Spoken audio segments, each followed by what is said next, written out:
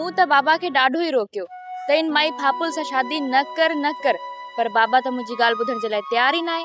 अदो सावण फकीर त शरीफ माण्हू आहे, हुअ माई त आहे जिनड़ी, जीअण हराम करे छॾींदसि। हो काकी, मां बि इहा ई सोच ॾिनल आहियां, पर बाबा खे केरु सम्झाए। शादीअ जी उम्र त तुंहिंजी आहे न, अवल तोखे पढ़ाए, पोइ जीअं खपेसि तीअं करे। काकी, तूं मुमल जो ब्याह कॾहिं थी करी? हिन सवाल जो जवाब त अदो छा मुराद ॾेई सघे। हू जॾहिं बि शादी जो ॾींहुं वठण ईंदा, असां इनकार कोन कंदासीं।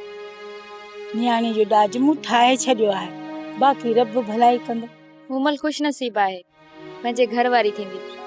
अल्लाह साईं उनजा नसीब भला करे। अम्मा, हुन जेके मोहब्बत जे ख़ातिर दुख झिलिया आहिनि न, उहे तोखे ख़बर न आहे। दुखनि पोयां सुख हूंदा आहिनि काकी, बस तूं रब ते छॾे ॾे, अल्लाह ख़ैर कंदो। तूं सही थी चईंदी, मोहब्बत जो पंध सोखो न हूंदो।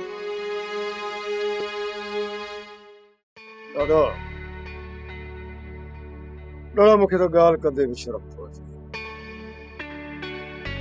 यार मां हिकिड़ो लाचार माण्हू, बेवस बांदी आहियां,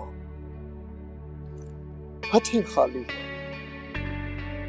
तो जेको उते हेॾो वॾो एहसान कयो आहे, यार तुंहिंजे इन एहसान जे बदिले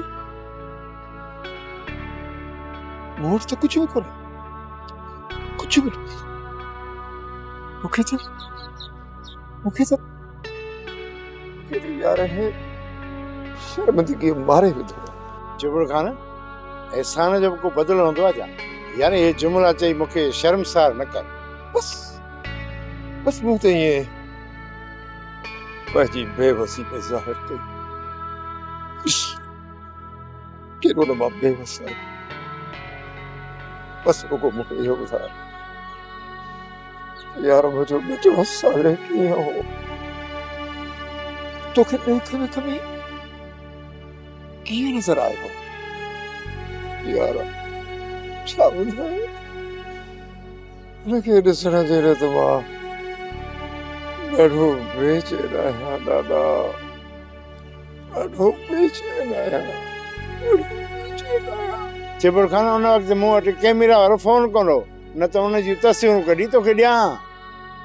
जुबड़ खान, तोखे मां छा ॿुधायां, साल जो तो वांगुरु सफ़ा कद जो बाडीअ में जवान लॻो पियो। वेरुन जी वस्ती, वेरुन जी वस्ती। सब्सक्राइब कयो असांजो official YouTube channel Sindh TV HD drama ऐं वधीक अपडेट लाइ बेल आइकन खे क्लिक करियो।